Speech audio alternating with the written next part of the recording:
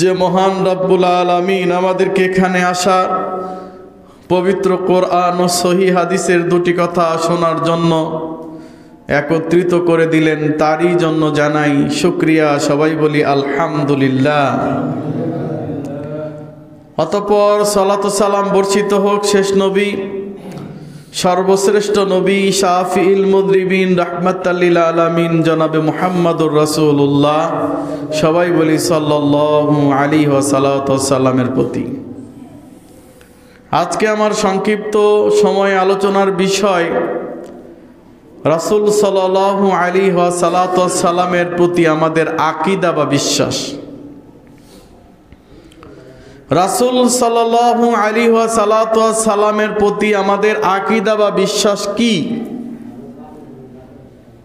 এ সম্পর্কে আলোচনা করব ইনশাআল্লাহ। ওমা তাওফিকি ইল্লা বিল্লাহ, আলাইহি তাওয়াক্কালতু ওয়া ইলাইহি উনীব।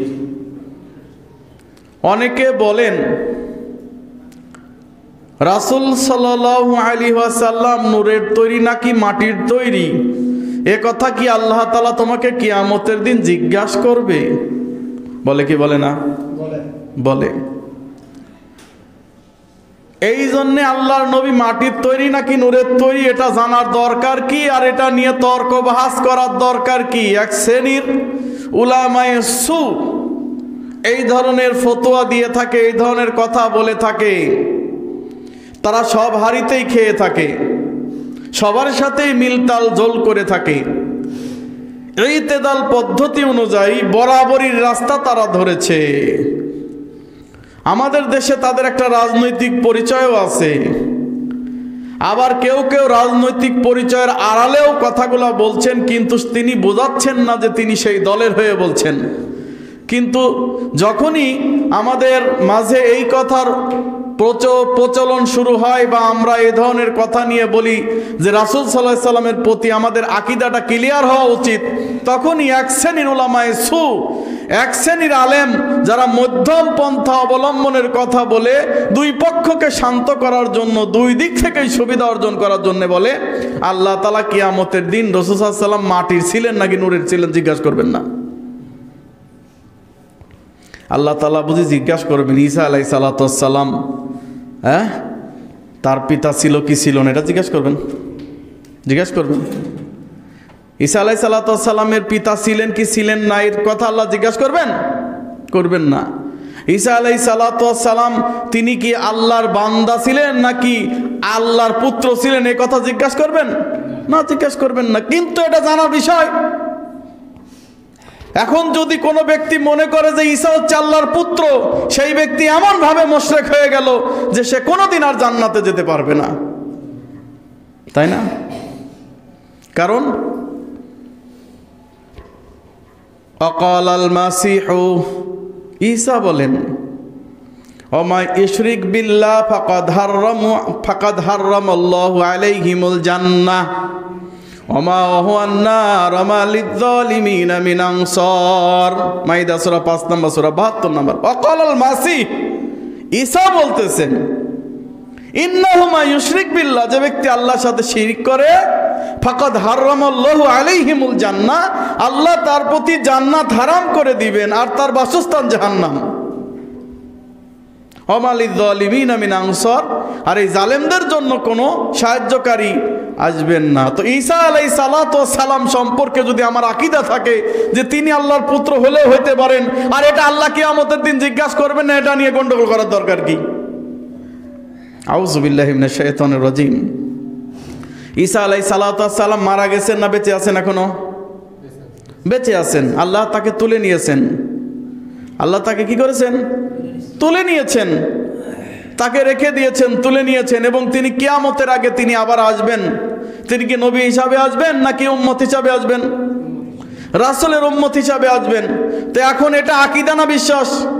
এটা বিশ্বাস, আকীদার বিষয় নয়। এখন যদি আমি বলি যে এই কথাকে আমাকে আল্লাহ তাআলা কিয়ামতের দিন জিজ্ঞাসা করবে নাকি যে ঈসা আলাইহিস সালাম বান্দা হিসাবে আসবেন নাকি নবী হিসাবে আসবেন নাকি উম্মত হিসাবে আসবেন, এটা আমাদের কিয়ামতের দিন জিজ্ঞাসা করবে না। অতএব জানার দরকার কি?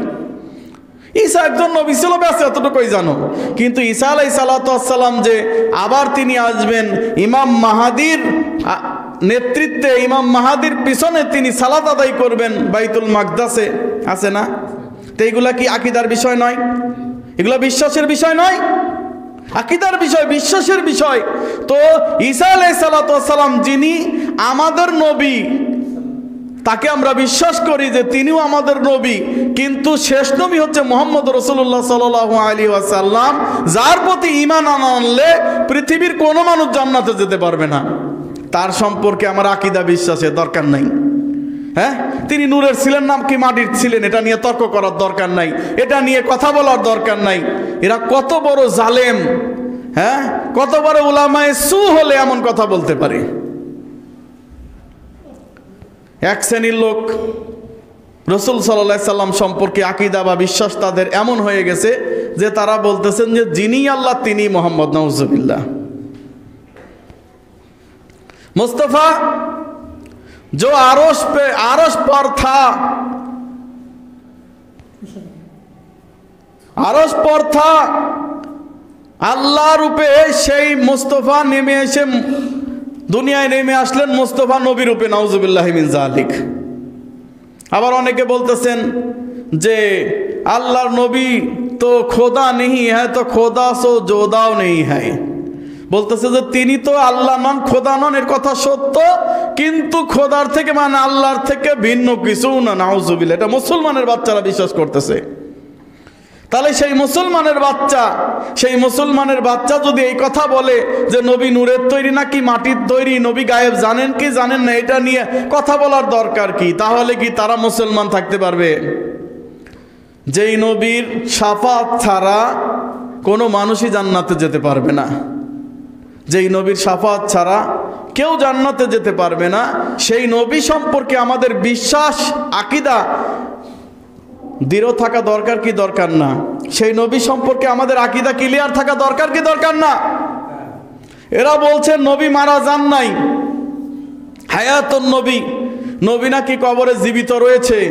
এখন যদি আমি বলি নবী কবরে জীবিত রয়েছে, এটা সত্য না মিথ্যা হবে? মিথ্যা। কারণ আল্লাহ বলতেছেন ইন্নাহুম মাইয়াতুন ইন্নাকা মাইয়াতুন ওয়া ইন্নাহুম মাইয়াতুন। হে নবী, আপনি তো মরবেন, আপনার সাথে যারা আছে সবাই মরে যাবে। তাহলে রাসূলুল্লাহ সাল্লাল্লাহু আলাইহি সাল্লামকে যারা জিন্দা নবী ভাবেন যে তিনি কবরে জীবিত রয়েছেন, তারা আবার কোন আকীদা পোষণ করেন? এবং তাদের সাথে যদি আমরা আকীদা কোরআন থেকে হাদিস থেকে ক্লিয়ার করতে যাই, আর যদি বলেন যে কিয়ামতের দিন, তো এটা আল্লাহ জিজ্ঞাসা করবে না, জানার দরকার কি? নাউজুবিল্লাহি মিন যালিক। আর আমি কি বলি শোনেন, রাসূল সাল্লাল্লাহু আলাইহি সাল্লাম সম্পর্কে, আল্লাহ তাআলা সম্পর্কে, নবী রাসূলদের সম্পর্কে যদি আমাদের আকীদা সহি না থাকে, আকীদা শুদ্ধ না থাকে, কিয়ামতের দিন হাজার হাজার আমল নিয়েও, শতবার হজ নিয়েও, শতবার উমরা নিয়েও, শতবার রমজানের সিয়াম নিয়েও, হাজার হাজার ইবাদত বন্দিগি করেও কিয়ামতের দিন আপনাকে জাহান্নামে যেতে হবে। এটাই চূড়ান্ত, এটাই চূড়ান্ত। তো সেই নবী সম্পর্কে আমাদের আকীদা বিশ্বাস ক্লিয়ার করা দরকার। আল্লাহ সুবহানাহু ওয়া তাআলা বলছেন পবিত্র কোরআনে সূরা আহজাব 33 নম্বর সূরার 44 এবং 45 নম্বর আয়াতে, ইয়া আইয়ুহান নাবিয়্যু ইন্না আরসালনাকা শাহীদাও ওয়া মুবাশশিরাও ওয়া নাযীরা وَدَاعِيًا إِلَى اللَّهِ بِإِذْنِهِ وَسِرَاجًا مُنِيرًا أَمَّا بَعْدُ। আল্লাহ তাআলা বলতেছেন পবিত্র কোরআনে সূরা আহজাব 33 নম্বর সূরা 44 এবং 45 নম্বর আয়াতে, ইয়া আইয়ুহান নবী, হে নবী, ইন্না আরসালনাকা, নিশ্চয়ই আমরা আপনাকে প্রেরণ করেছি, শাহীদান, সাক্ষী হিসাবে, ও মুবাশশিরান, সুসংবাদ দাতা হিসাবে, নাযীরান, ভীতি প্রদর্শনকারী হিসাবে, ওয়া দাঈয়ান ইলাল্লাহি বিইযনিহি, আর আপনাকে আমি প্রেরণ করেছি আল্লাহর আদেশ ক্রমে তার পথে দাওয়াত দানকারী হিসাবে, ওয়া সিরাজাম মুনীরা, এবং আপনাকে প্রেরণ করেছি উজ্জ্বল প্রদীপ রূপে। সুবহানাল্লাহ। এখানে কয়েকটা বিষয় পাওয়া গেল।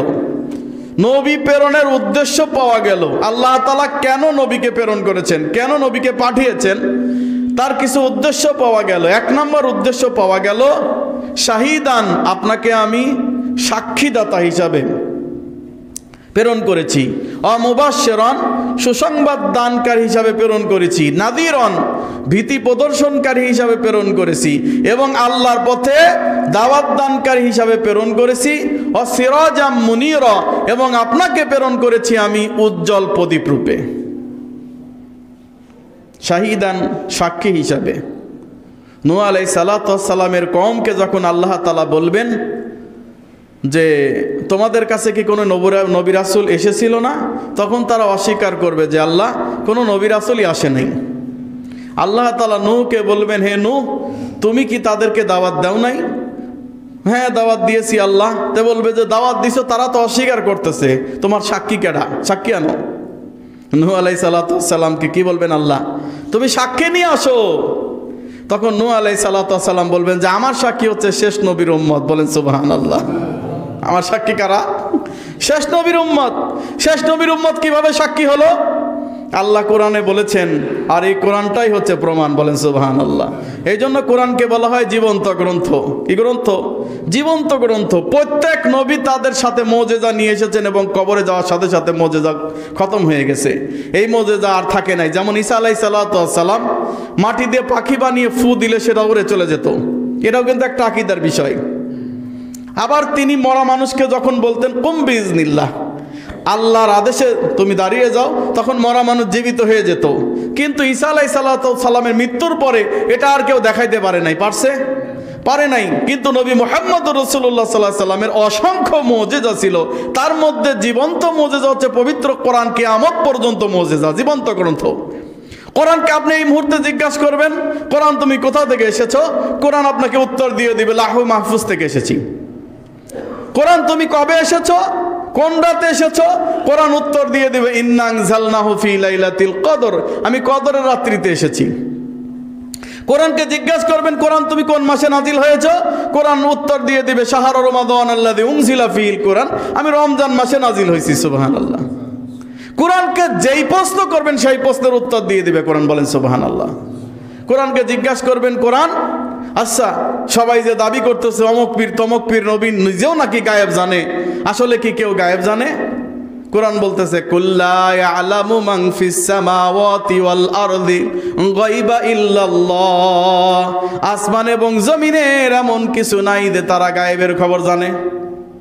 হ্যাঁ, গায়েবের খবর কেউ জানে না, কোরআন বলতেছে। অথচ এই সমস্ত হুজুর পীরেরা বলতেছে যে নবীও তো গায়েব জানে, আমাদের পীরও জানে। অথচ কোরআন বলতেছে জানে না। তো কোরআন জীবন্ত গ্রন্থ থাকতে আমি ওই পীরের কাছে, হুজুরের কাছে কেন যাব? কোরআন থাকতে। কোরআনকে প্রশ্ন করলে কোরআন এখনো উত্তর দিতে সক্ষম।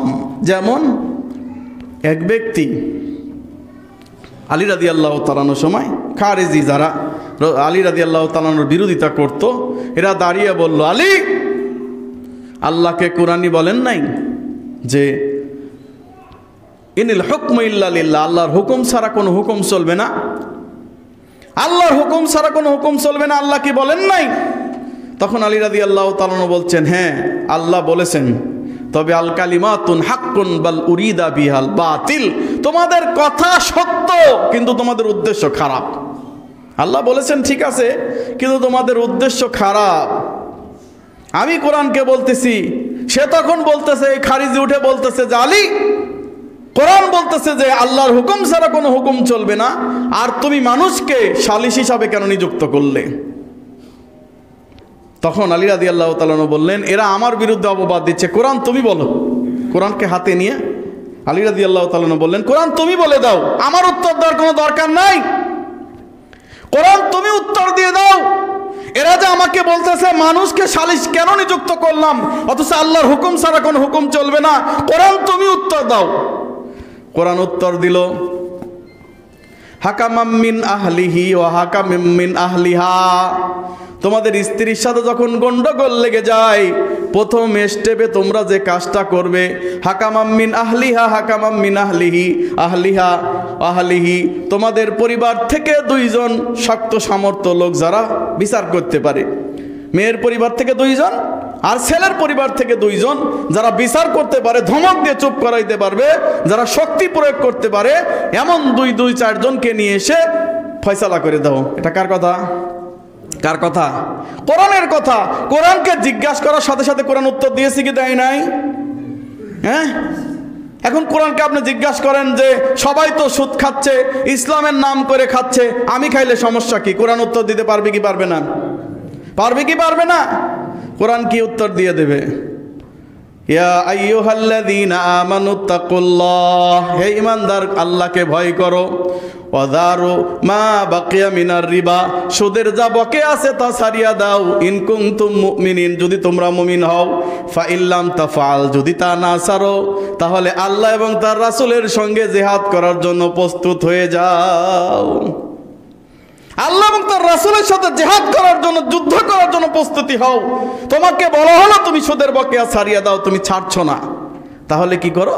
আল্লাহ এবং তার রাসূলের সাথে যুদ্ধ করতেছে সরো। তুমি সুদ খাইতে খাইতে খাইতে খাইতে 20 তলা বাড়ি তুলে ফেলছো, কোনো সমস্যা নাই, আজকে তওবা করো। আল্লাহ বলতেছেন ফালাকুম রুয়ুসুন আমওয়ালিকুম, যা করছো খাইছো সব মাপ, আজকে থেকে তওবা করো, সব মাপ। সুবহানাল্লাহ। আজকে থেকে তওবা করো, সব মাপ। ওই বিল্ডিং ভেঙে ফেলতে হবে না, ওই বিল্ডিংয়েই বসবাস করতে পারবা, কোনো সমস্যা নাই, কিন্তু আজকে থেকে তওবা করে কালকে থেকে খাওয়া বাদ দিয়ে দাও, সুদ নেওয়া সুদ দেওয়া বাদ দিয়ে দাও। কি কোরআন সুদের কথা স্পষ্ট করে বলছে কি বলে নাই? বলছে। কোন প্রাণী খাওয়া যাবে, কোন প্রাণী খাওয়া যাবে না, কোন প্রাণী হালাল, কোন প্রাণী হারাম, সব কোরআন বলছে কিনা? কোরআনের কাছে প্রশ্ন করলে উত্তর পাওয়া যাবে কি যাবে না? পাওয়া যাবে।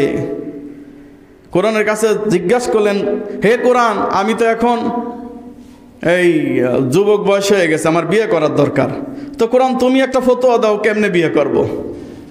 কোরআন কি বলতেছে? ফানকিহু মা তাবা লাকুম মিনান নিসাই মাসনা ওয়া সুলুসা ওয়া রুবুআ ওয়া ইন খিফতুম আল্লা তা'দিলু ফাওয়াহিদা।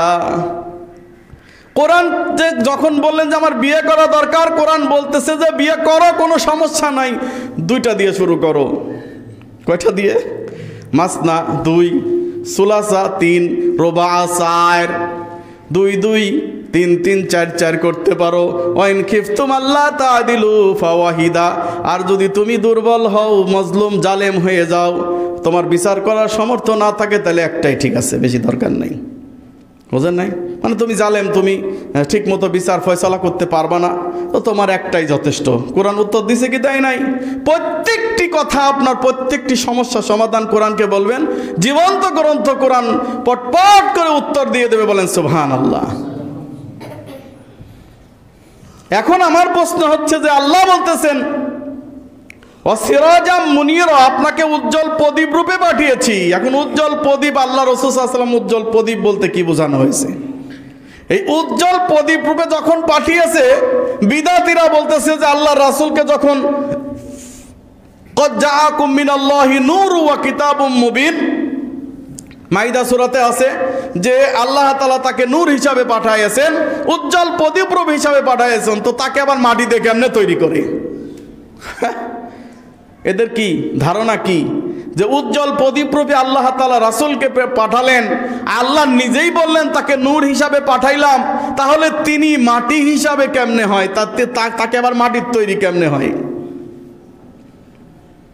ওরা শুধু কোরআনের এই 2 আয়াত পড়েছে, কিন্তু এর তাফসীর পড়ে নাই, এর ব্যাখ্যা পড়ে নাই, এবং অন্য আয়াতও পড়ে নাই, রাসূলের হাদিসও পড়ে নাই। কারণ রাসূলুল্লাহ সাল্লাল্লাহু আল্লাহ তাআলা বলতেছেন, হে রাসূল আপনি বলে দিন, সূরা কাহাফ 18 নম্বর সূরার 110 নম্বর আয়াতে, কুল ইন্নামা আনা বাশারুম মিসলুকুম, কুল হে নবী আপনি বলে দিন, ইন্নামা আনা বাশারুম মিসলুকুম, আমি তোমাদের মতোই একজন মানুষ। হ্যাঁ, আমি তোমাদের মতোই একজন মানুষ। তোমরা যেভাবে বিবাহ করেছো আমিও ঠিক সেইভাবে বিবাহ করেছি, তোমাদের যেভাবে সন্তান পয়দা হয়েছে আমারও ঠিক সেইভাবে সন্তান পয়দা হয়েছে। হ্যাঁ, তোমরা যেভাবে চলাফেরা করো আমিও সেভাবে চলাফেরা করি, তোমরা যা খাও আমিও তাই খাই, তবে পার্থক্য আছে, আমার কাছে ওহী আসে, তোমাদের কাছে আসে না, এতটুকু পার্থক্য। কতটুকু পার্থক্য? আমার কাছে ওহী আসে আল্লাহর তরফ থেকে, তোমাদের কাছে আসে না, এতটুকু পার্থক্য। কিন্তু জন্মগত, সৃষ্টিগত, গঠনগত, শারীরিকভাবে আমি তোমাদের মতো মানুষ। তাহলে আল্লাহ বলতেছেন যে তাকে প্রদীপ রূপে পাঠালেন, মানে কি? অন্ধকার সমাজকে আলোকিত করার জন্য পাঠিয়েছেন।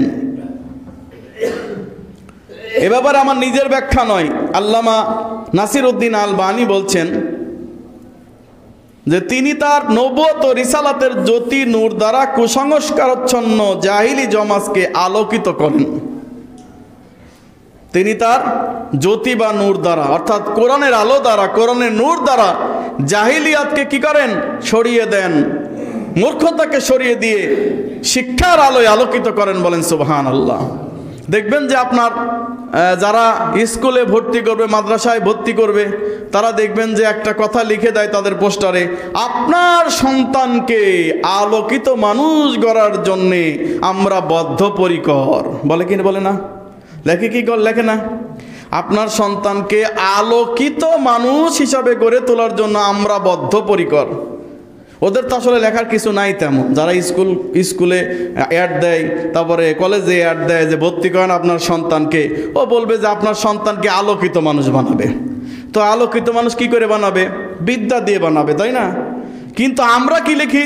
আপনার সন্তানকে দ্বীনি ইলমে, আমরা আপনার সন্তানকে দ্বীনি ইলমে সত্যিকার মানুষ হিসাবে, সত্যিকার একজন দাঈল আল্লাহ হিসাবে গড়ে তুলতে বদ্ধপরিকর। পার্থক্য আছে না নাই? আছে।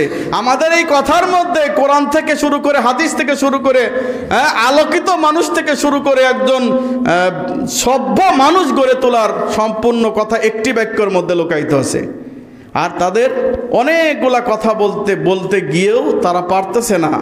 বর্তমান শিক্ষা ব্যবস্থার অবস্থা দেখলে তো আপনি আশ্চর্য হয়ে যাবেন। অঙ্ক বই সবচেয়ে মোটা বর্তমানে, গণিত। কেন মোটা জানেন?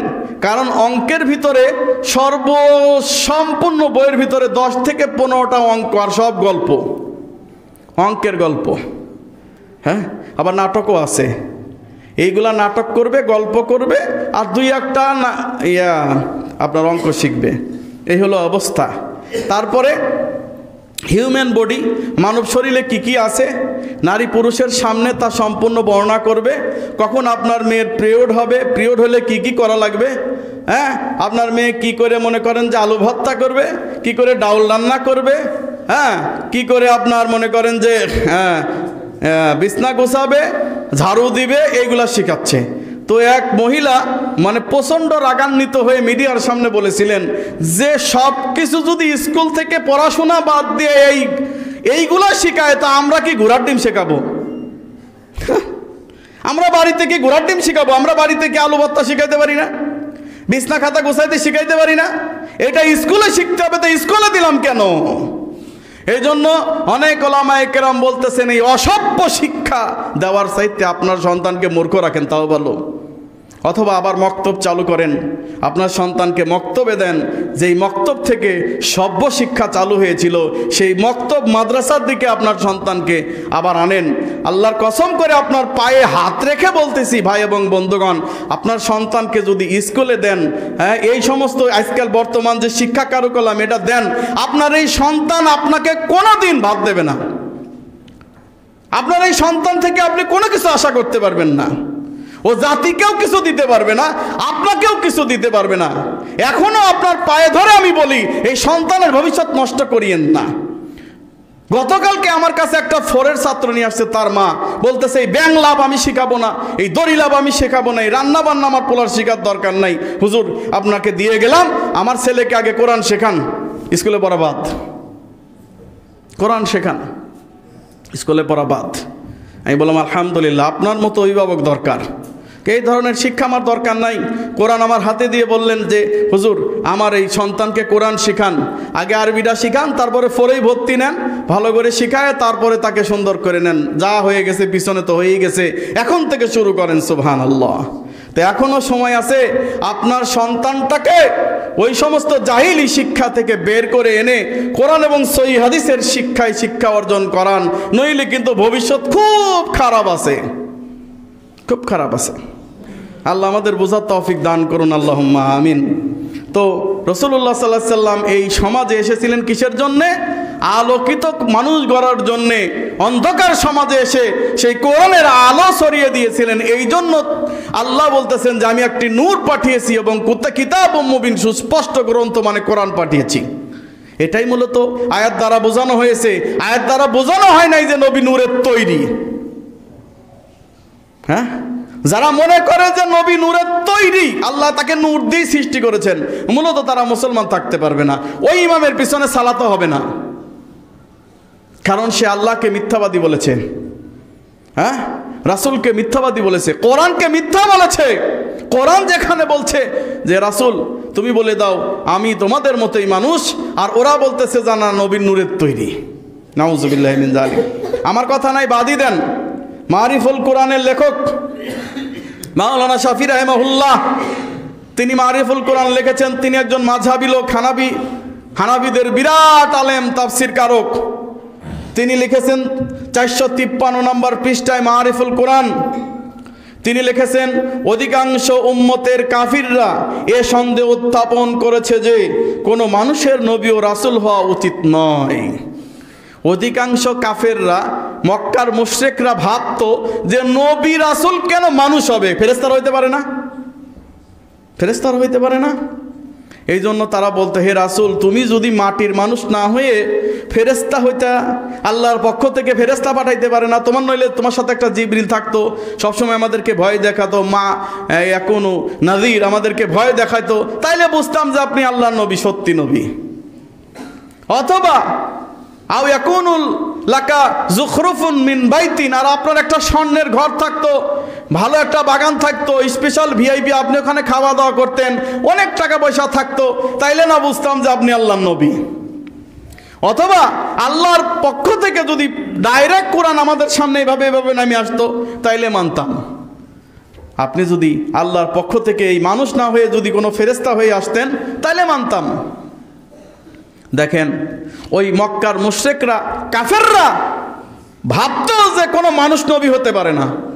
ঠিক শাফি রাহিমাহুল্লাহ বলছেন বর্তমান যুগেও কিছু মানুষ আছে, তারা বলতেছে পরিতাপের বিষয় যে কোরআনের এত সব বর্ণনা থাকা সত্ত্বেও কিছু লোক এখনো এমন রয়েছে যারা রাসূলুল্লাহ সাল্লাল্লাহু আলাইহি ওয়াসাল্লামের মানবত্বই স্বীকার করে না, মানবত্বই অস্বীকার করার দুঃসাহস দেখায়।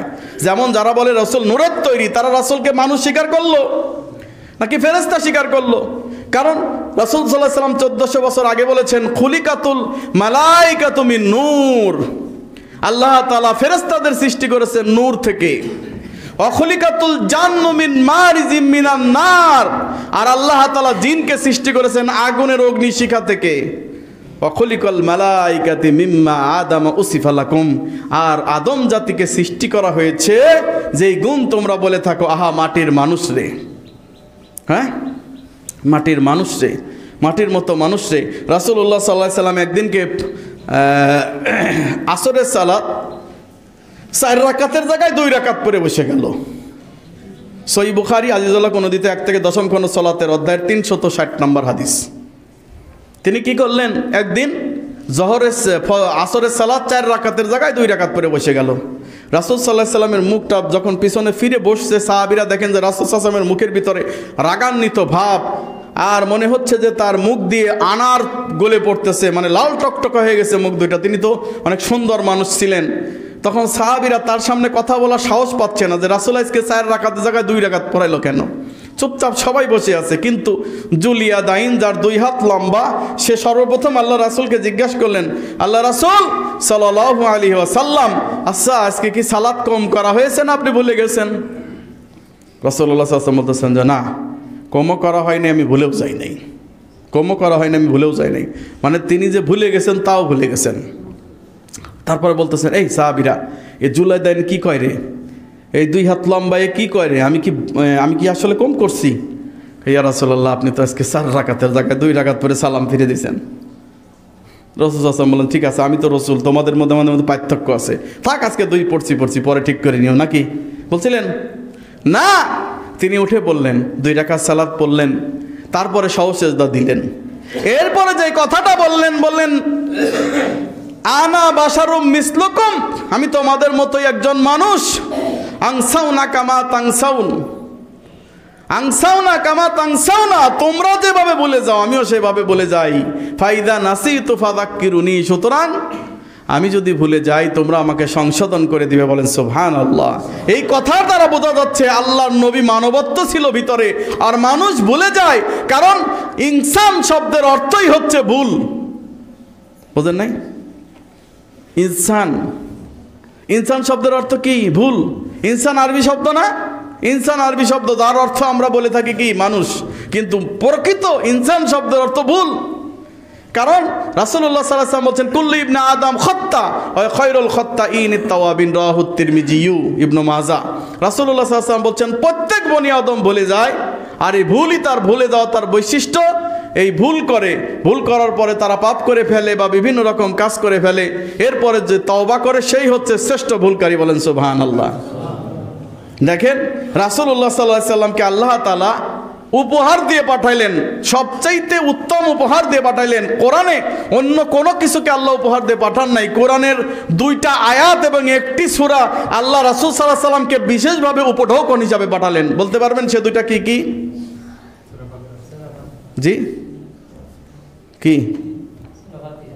সূরা ফাতিহা। মাশাআল্লাহ, আল্লাহুম্মা ফাক্কিহু ফিদ্দীন। জি, আরেকটা কি? জি, বাকারা শেষ 2 আয়াত। মাশাআল্লাহ, আল্লাহুম্মা ফাক্কিহু ফিদ্দীন। জি, সূরা ফাতিহা আল্লাহ তাআলা এই পবিত্র কোরআনের যত সূরা নাজিল হয়েছে তার অংশ বিশেষ নাজিল হয়েছে প্রথম, কিন্তু প্রথম পূর্ণাঙ্গ সূরা যেটা নাজিল হয়েছে সেটা সূরা ফাতিহা, একদম পূর্ণাঙ্গ, যাকে বলা হয় ভূমিকা। আর এই সূরা ফাতিহাতে একটা অংশ আছে, এই অংশটার পুরা ব্যাখ্যা হলো কোরআন। সে অংশটা কি? ইহদিনাস সিরাতাল মুস্তাকিম, হে আল্লাহ আমাদেরকে সরল সঠিক পথ দেখান। এইটুকু ব্যাখ্যা পুরা কোরআন। এরপর আল্লাহ বলতেছে আমি তোরে পথ দেখাইলাম। আলিফ লাম মিম যালিকাল কিতাবু লা রাইবা ফীহি হুদাল লিল মুত্তাকিন আল্লাযীনা ইউমিনুনা বিল গায়ব। আছে না? তো এইভাবে আল্লাহ তাআলা পড়তেই আছেন, বলতেই আছেন, বলতেই আছেন, মানে ইহদিনাস সিরাতাল মুস্তাকিম এইটুকু শব্দের ব্যাখ্যা হচ্ছে পবিত্র পুরা কোরআন। বলেন সুবহানাল্লাহ। এই সূরা ফাতিহার অনেকগুলা নাম আছে, অনেকগুলা নাম আছে যেগুলা খুবই গুরুত্বপূর্ণ। সুবহানাল্লাহ।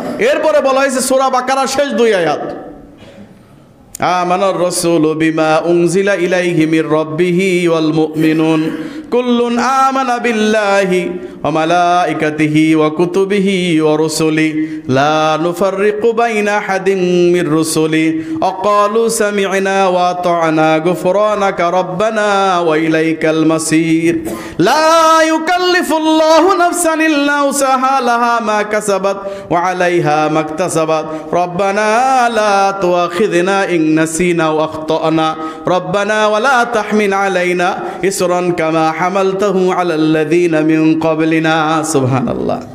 আল্লাহ বলতেছেন, আল্লাহ শিখায় দিচ্ছেন বান্দারে বল যে মানুষ ভুলের ঊর্ধ্বে নয়, আমি সাধ্যের অতিরিক্ত বোঝা কাউকে চাপাই না। আল্লাহ আমি যদি ভুলে যাই, ভুল করি, আমাকে আপনি গ্রেফতার করিয়েন না। ভুলে যাই, ভুল করি, মানুষ ভুলেই যাবে, ভুল করবে, এটাই মানুষের অপারগতা, ভুল হতেই পারে মানুষের। এটাই বোঝানোর জন্য আমি এই সূরা বাকারার শেষ 2 আয়াতের কথা বললাম, যেখানে আল্লাহ নিজেই শিক্ষা দিচ্ছেন, বান্দা তুমি বলো আমি তো মানুষ, আল্লাহ আমি তো ভুল করব, তুমি আমাকে ক্ষমা করে দিবে। বলেন সুবহানাল্লাহ। সুতরাং রাসূলুল্লাহ সাল্লাল্লাহু আলাইহি ওয়াসাল্লাম তিনি ছিলেন মাটির মানুষ। আল্লাহ তাআলা তাকে মাটি দিয়ে সৃষ্টি করেছেন, যেমন আদমকে তিনি মাটি দিয়ে সৃষ্টি করেছেন।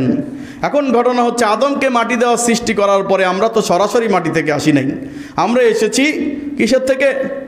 আমার বাবা মায়ের লম্ফমান সেই বীর্য থেকে আমাদেরকে আল্লাহ তাআলা সৃষ্টি করেছেন, পর্যায়ক্রমে সৃষ্টি করেছেন, কি করেন নাই?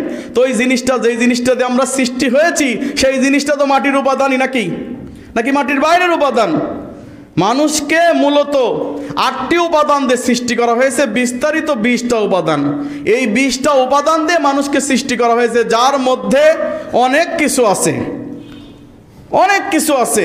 এই সমস্ত উপাদান দিয়ে আল্লাহ সুবহানাহু ওয়া তাআলা মানুষকে সৃষ্টি করেছেন, সেই উপাদানগুলা মানুষের ভিতরে রয়েছে। সুবহানাল্লাহ।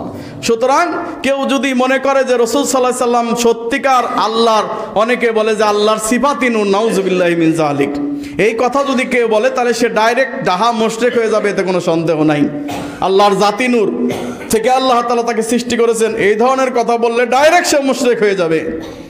আর কেউ যদি মনে করে যে না, তিনাকে নূর দ্বারা সৃষ্টি করা হয়েছে, তাহলে সে পথভ্রষ্ট এবং সেও কাফের হয়ে যাবে, সাবধান। সুতরাং আল্লাহ তাআলা যেভাবে আমাদেরকে বলেছেন সেইভাবে আমাদেরকে বিশ্বাস করতে হবে। আল্লাহ রাসূল সাল্লাল্লাহু আলাইহি সাল্লামকে আল্লাহ তাআলা মাটি দিয়ে সৃষ্টি করেছেন, অন্য কিছু দিয়ে সৃষ্টি করেন নাই। এখন অনেকে বলছেন নবী মারা যায় নাই, নবী নাকি কবরে জীবিত, বলে কি বলে না? এখন নবী কবরে জীবিত নাকি মারা যায় নাই, কবর খুললেই তো বোঝা যায় নাকি? আউযুবিল্লাহ, আমরা তো নবীর কবর খুলতে চাই না। আর নবী যদি জীবিত থাকবেন তাহলে বর্তমান বিশ্বের যে পরিস্থিতি, একবার দুইবার উঠে তো বলা দরকার ছিল যে জাতি তোমরা এমনে করো না এমনে করো, এই হানাফি তোমরা বুকের উপর হাত বাইদে নাও, আর এই আহলে হাদিসরা তোমরা বাড়াবাড়ি না করে এই বুকের উপরও না নাভির নিচেও না, মাঝামাঝি বাদও সব এক হয়ে যাও। বলতো কি বলতো না? বলতো কি বলতো না? হ্যাঁ, এই যারা হায়াতুন নবী দাবি করে যে রসুল কবরে জীবিত, তাদেরকে আমি একটা চ্যালেঞ্জ দিয়েছিলাম আজ থেকে বহু বছর আগে, যে আসেন এই সৌদি আরব যাইতে পাসপোর্টের খরচ, ভিসার খরচ, বিমান ভাড়া সব আমি দেব, চলেন। এবং সেখানে গিয়ে আমরা রাসূল সাল্লাল্লাহু আলাইহি সাল্লামের কাছে দোয়া করে তাকে জীবিত করি। জীবিত তো তিনি আছেন, উঠে পড়বেন, যে আসেন আর আমরা তার পিছনে 2 রাকাত সালাত আদায় করে আসি, আর যাতে কিয়ামত পর্যন্ত আমাদের মধ্যে গন্ডগোল না থাকে। কথা কোন ঠিক কিনা? তো হায়াতুন নবী তিনি কবরে জীবিতই আছেন, তো তিনি উম্মতের এত বড় সমস্যা সমাধানের জন্য একটু উঠলে দোষ কোথায়? হ্যাঁ, আসলে অতিরিক্ত ভালোবাসার কারণে কিছু কিছু মানুষ বলে থাকে যে নবী মরে নাই। এ কথা বলাটা খারাপ নয়, ভালোবাসার কারণে বলতেই পারে, কিন্তু এটা বিশ্বাস করা যাবে না, আকীদায় আনা যাবে না। ভালোবাসার কারণে কে বলেছিলেন? সহিহ বুখারীর হাদিসে আছে, ওমর রাদিয়াল্লাহু তাআলা অস্বীকার করতেছেন রাসূল মরে নাই। যে বলবে আল্লাহর নবী মরে গেছে, ওর গর্দান আমি নিয়ে নেব, মানে তিনি বিশ্বাস করতে পারতেছেন না নবী সাল্লাল্লাহু আলাইহি ওয়াসাল্লাম মারা যাবেন, বিশ্বাস করতে পারতেছেন না। এই জন্য তিনি রাঙ্গা তরবারি নিয়ে দাঁড়ায় গেছেন রাসূলের সামনে, দে খবরদার কেউ যদি বলেন রবি মারা গেছে, তাহলে আজকে তার খবর আছে, আমি তার কল্লা দ্বিখণ্ডিত করে ফেলব। কেউ সাহস পাচ্ছে না। উমর বিন খাত্তাব রাদিয়াল্লাহু তাআলা যখন এই ধরনের হাঁসফাঁস করতেছেন, তাকে দেখে তো এমনি মানুষ ভয় পায়। তখন আবু বকর রাদিয়াল্লাহু তাআলা সুনহ ছিলেন, সুনহ নামক একটা জায়গায়, উচ্চ জায়গা, সেখানে ছিলেন। তো তিনি সেখান থেকে চলে আসলেন মদিনায়। আসার পরে রাসূলুল্লাহ সাল্লাল্লাহু আলাইহি সাল্লামের সামনে এসে তিনি দাঁড়িয়ে গেলেন, এবং দাঁড়িয়ে গিয়ে তিনি সবাইকে উদ্দেশ্য করে কথা বলতে লাগলেন, আলা মান কানা ইয়াবুদা মুহাম্মাদান সাল্লাল্লাহু আলাইহি ওয়াসাল্লাম, সাবধান। আবু বকর রাদিয়াল্লাহু তাআলা যখন সাবধান বাক্য উচ্চারণ করলেন, পিনপন নীরবতা হয়ে গেল। সবাই আবু বকরের দিকে তাকিয়ে থাকলেন, সবাই ওমরের দিকে না তাকিয়ে এবার ওইদিকে দৃষ্টি আকর্ষণ না করে আবু বকর রাদিয়াল্লাহু তাআলার দিকে দৃষ্টি আকর্ষণ করলেন। এরপর দৃষ্টি আকর্ষণ করে তার দিকে তাকিয়ে থাকলেন তিনি কি বলছেন শোনার জন্যে। তিনি বললেন, আলা সাবধান, মান কানা ইয়াবুদা মুহাম্মাদান সাল্লাল্লাহু আলাইহি ওয়াসাল্লাম, এ যাবত যারা মুহাম্মদ সাল্লাল্লাহু আলাইহি ওয়াসাল্লামের পূজা কর্তা, এ যাবত যারা মুহাম্মদ সাল্লাল্লাহু আলাইহি ওয়াসাল্লামের ইবাদত কর্তা, এ যাবত যারা মুহাম্মদ সাল্লাল্লাহু আলাইহি ওয়াসাল্লামের উপাসনা করতে, তারা জেনে রাখো, ফা ইন্না মুহাম্মাদান ক্বাদ মাত, নবী মুহাম্মদ মৃত্যুবরণ করেছেন। চিন্তা করেন কত বড় কথা। যারা মুহাম্মদের পূজা করতে, যারা মুহাম্মদের উপাসনা করতে, যারা মুহাম্মদের ইবাদত করতে, মনে রাখো মুহাম্মদ আজকে মৃত্যুবরণ করেছেন। ওমান কানা ইয়াবুদুল্লাহ ফাইন্নাল্লাহ হাইয়ুন লা ইয়ামুত, আর যারা আল্লাহর ইবাদত করতে, যারা আল্লাহর উপাসনা করতে, যারা আল্লাহর পূজা করতে, তারা মনে রাখবা আল্লাহ কখনো মৃত্যুবরণ করবেন না। সুবহানাল্লাহ, তিনি জীবিত, তিনি জীবিত, লা ইয়ামুত, কখনো তিনি চিরঞ্জীব, লা ইয়ামুত, তিনি কখনো মৃত্যুবরণ করবেন না। এরপরেই তিনি আয়াত তেলাওয়াত করলেন, সূরা জুমার 39 নম্বর সূরা 30 নম্বর আয়াত, ইন্নাকা মাইয়িতুন ওয়া ইন্নাহুম মাইয়িতুন, হে রাসূল আপনি মৃত্যুবরণ করবেন এবং আপনার সাথে যারা আছে তারা সবাই মৃত্যুবরণ করবে। এরপর তিনি আবার কোরআন তেলাওয়াত করলেন, আলী ইমরান 3 নম্বর সূরা 144 নম্বর আয়াত, ওয়া মা মুহাম্মাদুন ইল্লা রাসূল ক্বাদ খালাত মিন ক্বাবলিহির রাসূল আফা ইম্মাতা আও কুতিলান ক্বালাবতুম আলা আকাবিকুম। হযরত আবু বকর রাদিয়াল্লাহু তাআলা আনহু পবিত্র কোরআনে সূরা আলী ইমরান 144 নম্বর আয়াত তেলাওয়াত করে বললেন, আল্লাহ বলছেন, মা মুহাম্মদ ইল্লা রাসূল, মুহাম্মদ আল্লাহর রসুল ব্যতীত আর কিছুই নয়। এরকম বহু রসুল ইতিপূর্বে বিগত হয়ে গেছে, সুতরাং তিনি যদি মৃত্যুবরণ করেন অথবা নিহত হন, কে বলছেন? আল্লাহ বলছেন তিনি যদি মৃত্যুবরণ করেন অথবা নিহত হন, তাহলে কি তোমরা পিছে ফিরে যাবে? কোরআন বাদ দিয়ে দিবে? হাদিস বাদ দিয়ে দিবে? আল্লাহর পথে যুদ্ধ করা বাদ দিয়ে দিবে? এই আয়াত শোনার পর ওমর রাদিয়াল্লাহু তাআলা আনহু ঠাস করে বসে গেলেন, মাটির মধ্যে বসে গেলেন। তিনি কান্না করতে লাগলেন। আর তিনি তখন বিশ্বাস করলেন যে সত্যি নবী মারা গেছেন। আহা, দেখেন এই আয়াতটা শোনার পরে ওই আনসারীদের অবস্থা, মুহাজিরদের অবস্থা এমন হয়েছিল যে তারা মনে করতেছে যে এই কোরআনের আয়াত আবার কোথায় ছিল, এতদিন পর এই আয়াতটা কোথা থেকে আসলো। মনে হলো যে আজকে নাজিল হয়েছে, সুবহানাল্লাহ, মনে হলো যে আজকে নাজিল হয়েছে। কারো এই ধারণা ছিল না যে নবী মুহাম্মদ রাসূলুল্লাহ সাল্লাল্লাহু আলাইহি ওয়াসাল্লাম মৃত্যুবরণ করবেন। হ্যাঁ, হঠাৎ করে তিনি এভাবে মারা যাবেন। হ্যাঁ, আর আল্লাহ তাআলা কোরআনে ঠিক এইভাবে কথাটা বলে রেখেছেন। এই কথাটা তখন তাদের ব্রেনে হঠাৎ করে লেগে গেল, আল্লাহু আকবার, নবী তো সত্যি সত্যি মারা গিয়েছেন। তারপরে আবু বকর রাদিয়াল্লাহু তাআলা আনহু তিনি রাসূল সাল্লাল্লাহু আলাইহি সাল্লামকে হিবরার চাদর দ্বারা ঢাকা ছিল, তিনি চাদরটা উঠালেন, তার কপালে চুম্বন করলেন আর বললেন, ইয়া হে আল্লাহ রাসূল, আপনার যে মৃত্যু আসার কথা ছিল সে মৃত্যু এসে গেছে, আপনি দ্বিতীয়বার মরবেন না। সুবহানাল্লাহি ওয়া বিহামদিহি সুবহানাল্লাহিল আযীম।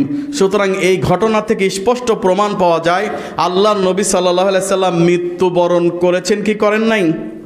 মৃত্যুবরণ করেছেন। এবং প্রত্যেকটি প্রাণীকে মৃত্যুবরণ করতেই হবে। আল্লাহ বলছেন কুল্লু নাফসিন যায়িকাতুল মাউত, সূরা আল ইমরান 3 নম্বর সূরা 185 নম্বর আয়াতে আল্লাহ বলছেন প্রত্যেকটি যার নফস আছে, প্রত্যেকটি জীবকে অবশ্যই মৃত্যুর স্বাদ আস্বাদন করতে হবে। নবী মুহাম্মদ রাসূলুল্লাহ সাল্লাল্লাহু আলাইহি ওয়াসাল্লাম মৃত্যুবরণ করেছেন, এটাই সত্য। কেউ যদি বলে না নবী কবরে এখনো জীবিত আছে, তাহলে আল্লাহকে সে মিথ্যাবাদী বলল এবং সাহাবীদেরকেও সে মিথ্যাবাদী বলল। আর সাহাবীদেরকে তারা জালেম হিসাবে পরিগণিত করলো যে আল্লাহ রাসূল অজ্ঞান হয়ে গেল, আর তারা কি করলো, এই সুযোগে রাসূল সাল্লাল্লাহু আলাইহি সাল্লামকে ধরে বেঁধে কবরের মধ্যে আটকায় ফেললো। আর তারপর আল্লাহ রাসূলের এই এত কষ্ট করে খেলাফা, এত কষ্ট করে রাষ্ট্রপ্রধান হয়েছিলেন, এত কষ্ট করে তিনি এই সমাজ গঠন করেছিলেন, এই সমাজের তারা মালিক হয়ে গেল, সমাজপতি হয়ে গেল, নেতা হয়ে গেল, রাষ্ট্রপ্রধান হয়ে গেল। নাউজুবিল্লাহ, তাই হয় না হিসাবে?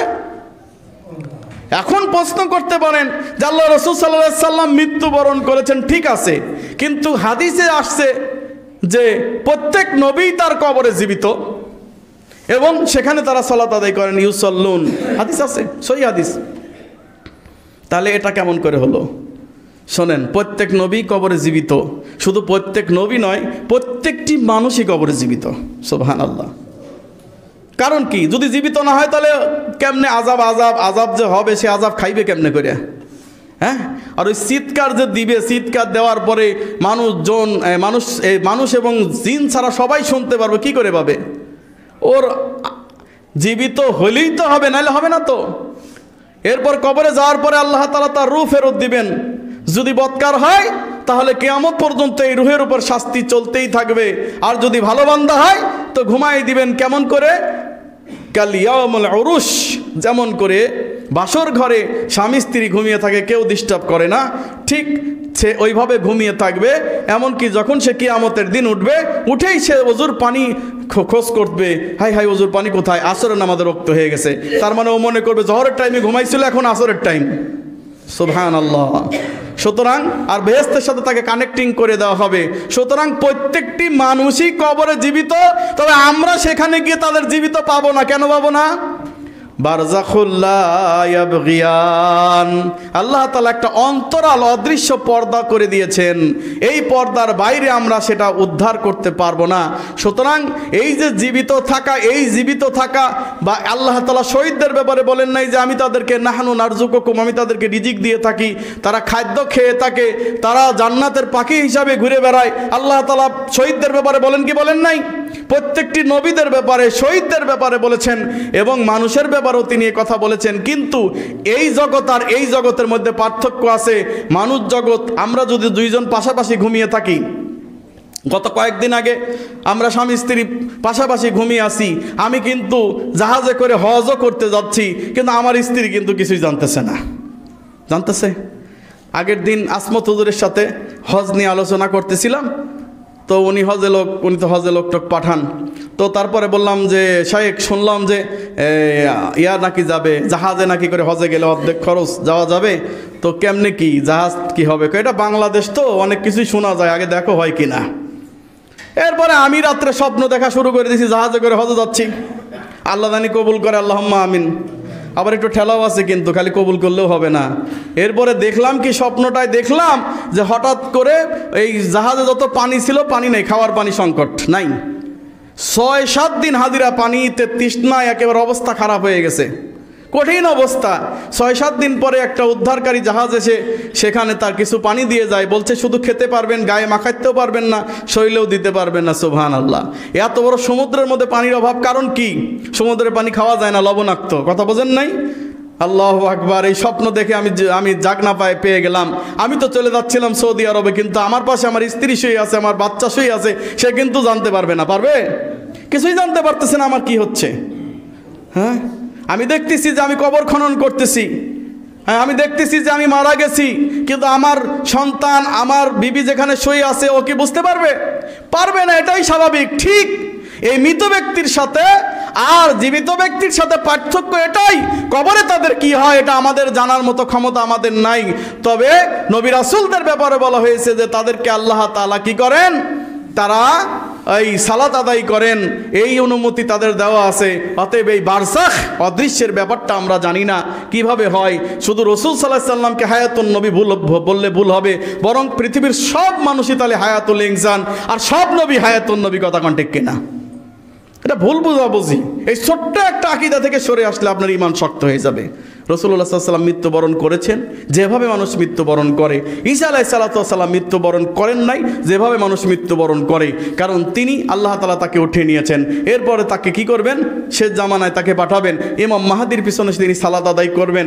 এরপরে তাকে স্বাভাবিকভাবে যেভাবে মৃত্যুবরণ করতে হয় তিনি মৃত্যুবরণ করবেন, কি করবেন না? তো এটা আকীদা বিশ্বাসের সাথে আছে না নাই? আছে, এটাও আকীদা বিশ্বাস। আমার যদি মনে করি নবী সাল্লাল্লাহু আলাইহি ওয়াসাল্লাম কবরে জীবিত, তিনি আমাদের ফরিয়াদ শোনেন এবং আমাদের বিভিন্ন সমস্যার সমাধান করে দিতে পারেন, তাহলে এটা কি হবে? নাউজুবিল্লাহ। এই ধরনের আকীদা আমাদেরকে জাহান্নামের দিকে নিয়ে যাবে। নাউজুবিল্লাহ। আবার অনেকে বলে থাকেন যে রাসূলুল্লাহ সাল্লাল্লাহু আলাইহি ওয়াসাল্লামের কাছে দরুদ পাঠানো হয়, তিনি দরুদের উত্তর শোনেন, আবার তিনি দরুদের জবাব দেন। তো এটা কি করে সম্ভব? জি, এটাও সত্য হাদিস। রাসূলের কাছে দরুদ পৌঁছায় এবং তিনি রাসূল জবাব দেন। আল্লাহ রাসূলুল্লাহ সাল্লাল্লাহু আলাইহি ওয়াসাল্লাম বলছেন যে ইন্নাল্লাহা সাইয়াহিনা ফিল আরদ সাইয়াহিনাল মালাইকা, এই জমিনে আল্লাহ তাআলা কিছু সংখ্যক ফেরেশতা নিযুক্ত করে দিয়ে রেখেছেন, তাদের ডিউটি হচ্ছে আমার উম্মতের কেউ দরুদ পাঠ করলে সেই দরুদ আমার কাছে পৌঁছানো হয়, আমি দরুদের জবাব দিই। বলেন সুবহানাল্লাহ। তো আপনাকে তো আগেই বলেছি, এই জবাব দেওয়া আর এই যে তার কাছে পৌঁছানো, এটা সম্পূর্ণ অদৃশ্য জগতের ব্যাপার। এ সম্পর্কে আমরা জানি না। যদি জানি না তবু আমরা অনুভব করতে পারি। কিভাবে অনুভব করতে পারি? আমরা ঘুমায় যাই, আর আমরা ঘুমানোর সময় কি দোয়া পড়ি? আল্লাহুম্মা বিসমিকা আমুতু ওয়া আহইয়া, আল্লাহ তোমার নামে মরলাম, আবার তোমার নামে জীবিত হব। অর্থ এটা নয় আল্লাহ তোমার নামে মরলাম, তোমার নামে জীবিত হব। এই আল্লাহর নামে মরে গেলাম। আল্লাহ তাআলা বলেছেন মানুষের দুইবার মৃত্যু হয়, যখন সে ঘুমিয়ে যায় তখন সে মৃত্যু হয়, আর ঘুমটা হচ্ছে মৃত্যুর ভাই। ঘুমটা কি? মৃত্যুর ভাই। আবার যখন সে মরে যায় তখনও ঘুমিয়ে যায়, এটাও তার মৃত্যু। প্রথম মৃত্যু যে যখন ঘুমিয়ে যায়, এই মৃত্যু থেকে আমি অনেককে জাগিয়ে তুলি, আবার অনেককে আমি আর জাগিয়ে তুলি না।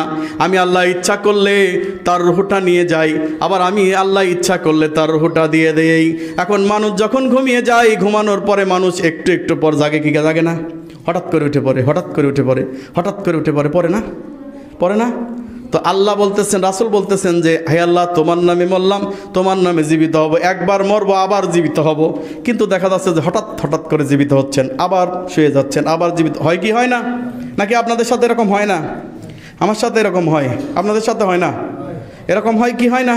তো ঠিক রাসূলুল্লাহ সাল্লাল্লাহু আলাইহি ওয়াসাল্লাম যারা কবরে রয়েছেন তাদেরও ঠিক এই রকম অবস্থায় যখন দরুদ পৌঁছে যায়, রাসূল সাল্লাল্লাহু আলাইহি ওয়াসাল্লাম বুঝতে পারেন, তিনি দরুদের জবাব দেন। ব্যাস, ক্লিয়ার। আকীদা ক্লিয়ার কি ক্লিয়ার নয়? রাসূলুল্লাহ সাল্লাল্লাহু আলাইহি ওয়াসাল্লাম গায়েবের খবর জানেন না। কেন?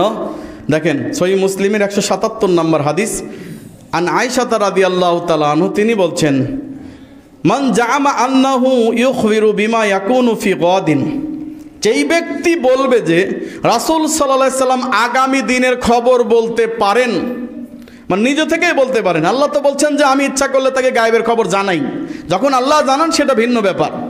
কিন্তু আল্লাহ রাসূল নিজে থেকেই বলতে পারেন, এরকম কথা যে বলবে ফাকাদ আযামু আলাল্লাহিল ফিরিয়া, সেই ব্যক্তি আল্লাহ সম্পর্কে সবচেয়ে বড় মিথ্যা কথা বলল।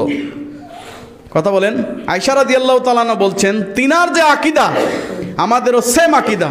কেউ যদি বলে আল্লাহ রাসূল আগামী দিনের খবর বলতে পারেন, তাহলে সেই ব্যক্তি আল্লাহ তাআলার উপর কি করলেন? সবচেয়ে বড় অপবাদ দিলেন।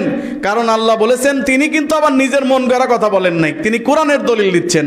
কুল লা ইয়ালামু মান ফিস সামাওয়াতি ওয়াল আরদিল গায়বা ইল্লাল্লাহ। নমল 27 নম্বর সূরার 64 নম্বর আয়াতে আল্লাহ বলতেছেন, বলে দাও হে নবী, লা ইয়ালামু মান ফিস সামাওয়াতি ওয়াল আরদিল গায়বা ইল্লাল্লাহ, আসমান জমিনের এমন কেউ নাই যে গায়েবের খবর জানে। এটা আয়েশা রাদিয়াল্লাহু তাআলা আনহা বলছেন, কেউ যদি বলে যে আল্লাহ রাসূল আগামী দিনের খবর গায়েবের খবর জানেন, এ কথা বলা আল্লাহর প্রতি সবচেয়ে বড় মিথ্যারোপ করা। আর দলিল হিসাবে তিনি সূরা নমলের 27 নম্বর সূরা 64 নম্বর আয়াত পেশ করেছেন। তিনি মন গড়া কথা বলেননি, বরং দলিল দিয়েছেন। আয়েশা রাদিয়াল্লাহু তাআলা আনহা আরো বলছেন, কি বলছেন? আযামুল ফিরিয়াতি আলাল্লাহি, আল্লাহর সম্পর্কে সবচেয়ে বড় মিথ্যা তিনটা কথা। ইন্না মুহাম্মাদান রাআ রাব্বাহু, মিরাজে নাকি আল্লাহর নবী আল্লাহকে সরাসরি দেখেছিলেন, এই কথা মিথ্যা। কথা বলছেন, কে বলছেন? আয়েশা রাদিয়াল্লাহু তাআলা আনহা বলছেন। এরপর তিনি বলছেন, ওয়াইন না মুহাম্মাদান কাতামা শাইয়ান, কেউ যদি বলে আল্লাহ রাসূল কিছু ওহী গোপন করেছেন, এটাও সবচেয়ে বড় মিথ্যা কথা। ওয়া ইন্না মুহাম্মাদান ইয়ালামু ফি গাদিন, আবার কেউ যদি বলে মুহাম্মদুর রাসূলুল্লাহ সাল্লাল্লাহু আলাইহি সাল্লাম গায়েব জানতেন, তাহলে এটাও সবচেয়ে বড় মিথ্যা কথা।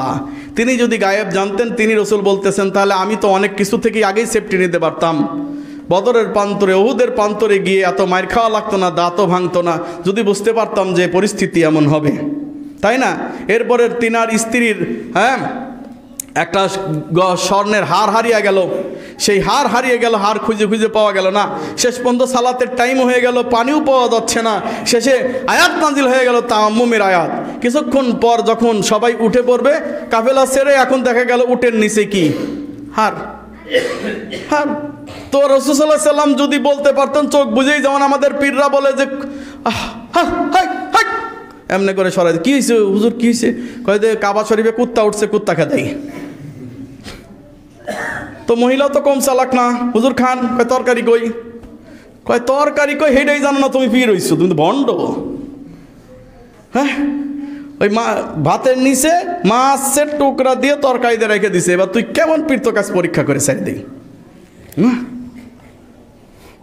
কয় যে জ্যোতিষী হাত দেখিয়া কও দেখি, মনে মনে যারে খুঁজি তারে পামো। কিন্তু জ্যোতিষী বেটা এসে হাত দেখে কয় গেছে তোমার ভবিষ্যৎ খারাপ আছে, তোমার এইটা অমুক আছে তমুক আছে। ওই জ্যোতিষী রে এক লোক কি করছে জানেন? টাস টাস করে 4টা চর দিছে, 2 গালে 4টা, 2-4টা। এই মানলা কেন আমারে তুমি? জ্যোতিষীর মেয়েও ছিল তার সাথে। এই আমার বাবারে মারলেন কেন? তো মারলাম কেন? তোর বাপ জানতো না যে সে 4টা বাইর খাইবো? জানতো না? তোর বাবা এত কিছু জানে, এখানে এসে যে 4টা মায়ের খাবে, 4টা চর খাবেও জানতো না। সামনের দিকে আগায় বসেন, পিছনে অনেক লোকের জায়গা হচ্ছে না, একটু সামনে আগায় বসেন না। জানতো কি জানতো না? আশ্চর্য। এই সমস্ত ভণ্ড লোকেরা আসলে তাদেরকে কি করবেন? আগে স্যান্ডেল পিটাবেন আর বলবেন যে তোর ভাগ্যে যে পিটানি লেখানো ছিল, তুই কি এটা বুঝতে পারিস নাই? আউযুবিল্লাহি মিনাশ শাইতানির রাজিম। সুতরাং এই সমস্ত জ্যোতিষী, এই সমস্ত লোকদের কথা যে ব্যক্তি বিশ্বাস করবে, যে ব্যক্তি তাদের কাছে হাতটা দেখাতে যাবে, 40 দিনের সালাত কবুল হবে না। আর 40 লাইলা, কয় দিনের? 40 দিনের সালাত কবুল হবে না। আর যদি কেউ বিশ্বাস করে, তাহলে সে কুফরি করবে, সে মুসলমানই থাকবে না। আউযুবিল্লাহি মিনাশ শাইতানির রাজিম। সুতরাং সাবধান হওয়া উচিত। রাসূলুল্লাহ সাল্লাল্লাহু আলাইহি সাল্লাম গায়েবের খবর জানতেন না, অতটুকু জানতেন যতটুকু আল্লাহ তাকে ওহী করে জানিয়ে দিতেন। যেমন একবার রাসূলুল্লাহ সাল্লাল্লাহু আলাইহি সাল্লামের একটি খবর আউট হয়ে মদিনা থেকে মক্কায় চলে যাচ্ছে। রাসূল সাল্লাল্লাহু আলাইহি সাল্লামের একটি গোপন খবর, যুদ্ধের ব্যাপারটা। এই খবরটা পাস করছিল কি? একজন সাহাবী, তার নাম হচ্ছে হাতেব ইবনে বালতাহ রাদিয়াল্লাহু তাআলা আনহু। তিনি কি করেছিলেন? এই খবরটা পাস করে দিয়েছিলেন। একটা চিঠি লিখেছিলেন মক্কার মুশরিকদের কাছে। তো এই চিঠিটা নিয়ে এক মহিলা যাচ্ছিল, তখন রাসূলুল্লাহ সাল্লাল্লাহু আলাইহি সাল্লাম পাঠালেন, হে আলী, তুমি ওই মহিলার কাছে যাও, আর সেখানে গিয়ে তুমি দেখতে পাবে যে তার কাছে একটা চিঠি আছে, চিঠিটা উদ্ধার করে নিয়ে আসো। আলী রাদিয়াল্লাহু তাআলা আনহু গেলেন আর মহিলাটাকে ধরে ফেললেন। মহিলাটাকে জিজ্ঞাসা করলেন, হে মহিলা, তোমার কাছে একটা চিঠি আছে, তুমি চিঠিটা দাও। মহিলা তো আল্লাহর কসম, অমকের কসম, তমকের কসম কেটে মেটে একবারে অস্থির, আমার কাছে কোনো চিঠি নাই। আলী রাদিয়াল্লাহু তাআলা বলছেন, আমার নবী কখনো মিথ্যা বলেন না, তিনি যা বলছেন 100% সঠিক কথা, তুমি হয় চিঠি দিবা, নাইলে কিন্তু তুমি লাঞ্ছিত হবা। তখন এই মহিলা খোপার মধ্যে থেকে চিঠিটা দিয়েছিলেন, ফেরত দিয়েছিলেন। সেই চিঠিটা নিয়ে রাসূলুল্লাহ সাল্লাল্লাহু আলাইহি ওয়াসাল্লামের কাছে জমা দিলেন। আর তিনি সাহাবী যে অন্যায়টা করেছেন, সেই কারণে ওমর বলতেছেন, আমি তাকে হত্যা করে ফেলাই ইয়া রাসূলুল্লাহ। আল্লাহ রাসূল সাল্লাল্লাহু আলাইহি ওয়াসাল্লাম বলেন, না, তাকে তুমি হত্যা করো না, কারণ বদরের যুদ্ধে যারা অংশগ্রহণ করেছিল তাদের ব্যাপারে আল্লাহ তাআলা ঘোষণা দিয়েছেন যে আল্লাহ তাদের সমস্ত গুনাহ মাফ করে দিয়েছেন, তাদেরকে জান্নাত হিসাবে সার্টিফিকেট দিয়েছেন। ও হয়তো ভুলে কাজটা করেছে।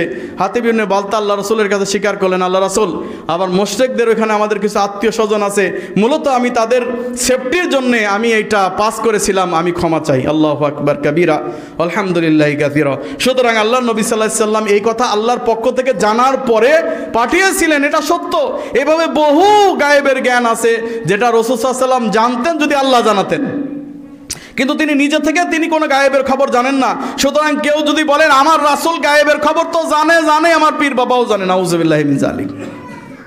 হ্যাঁ, মুরিদকে সেই আফ্রিকার জঙ্গল থেকে সে মুরাকাবার মাধ্যমে, কাশফের মাধ্যমে সে মুক্তি করে দিতে পারে, নাউযুবিল্লাহি মিন যালিক।